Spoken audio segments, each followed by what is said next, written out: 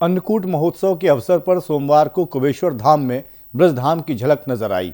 मंदिर परिसर में भव्य रूप से गोवर्धन सजाया गया और 56 भोग से गिरिराज जी बनाए गए। मशहूर कथावाचक पंडित प्रदीप मिश्रा के कुबेश्वर धाम में अन्नकूट महोत्सव का आयोजन हुआ। इस भव्य आयोजन में शामिल होने के लिए देश भर से श्रद्धालु एक दिन पहले कुबेश्वर धाम पहुंच गए।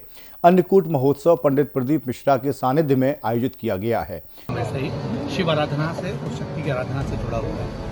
आप देखेंगे तो इसके आसपास में जितने भी पहाड़ी क्षेत्र हैं, ये पुरातन समय में हमारे संत साधु सन्यासी तपस्वी साधकों की तपस्थली रही है। हर साल दीपावली के पर्व के बाद सीहोर जिला मुख्यालय के पास चितवालिया हेमा स्थित कुबेश्वर महादेव मंदिर में अन्नकूट महोत्सव का आयोजन किया जाता है। इस आयोजन को लेकर बीते दिनों से तैयारियां की जा रही थीं।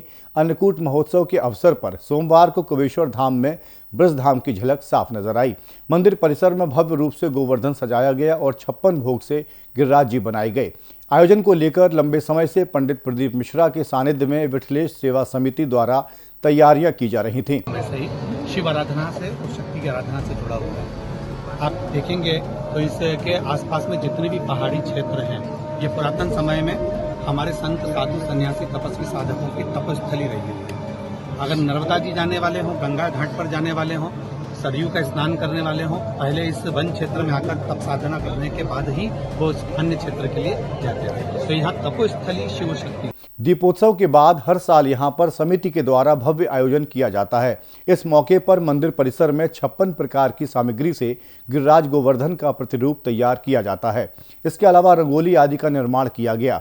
पंडित मिश्रा ने श्रद्धालुओं के नाम संदेश दिया। उन्होंने अपने संदेश में कहा कि अन्नकूट महोत्सव सनातन धर्म का सबसे बड़ा पर्व है। भगवान श्री कृष्ण को 56 या 108 तरह के पकवानों का भोग लगाना शुभ माना जाता है। मान्यता है कि अन्नकूट भी गोवर्धन पूजा का समारोह है। शिव आराधना से और शक्ति की आराधना से जुड़ा हुआ है। आप देखेंगे तो इसके आसपास में जितने भी पहाड़ी क्षेत्र हैं, ये पुरातन समय में हमारे संत साधु सन्यासी तपस्वी साधकों की तपस्थली रही है। अगर नर्मदा जी जाने वाले हों, गंगा घाट पर जाने वाले हों, सरयू का स्नान करने वाले हों, पहले इस वन क्षेत्र में आकर तप साधना करने के बाद ही वो अन्य क्षेत्र के लिए जाते हैं। तो यहाँ तपोस्थली शिव शक्ति। इसमें भगवान को 56 प्रकार के मिष्ठान पकवान का भोग अर्पित किया जाता है। इससे ही विभिन्न आकृतियां उकेरकर झांकी सजाई जाती है, इसलिए इसे अन्नकूट महोत्सव कहते हैं। अन्नकूट प्रसादी का बड़ा महत्व होता है। इसमें कई प्रकार की सब्जियां, अन्य प्रकार के भोग बनाए जाते हैं। उस प्रसाद का स्वाद ही अलग होता है। गो मतलब लक्ष्मी और गोवर्धन का मतलब है वृद्धि। माँ लक्ष्मी की जो वृद्धि करने वाले हैं वो गोवर्धन होते हैं। बता दें, पंडित प्रदीप मिश्रा ने सभी श्रद्धालुओं से अन्नकूट महोत्सव में आने की अपील की थी।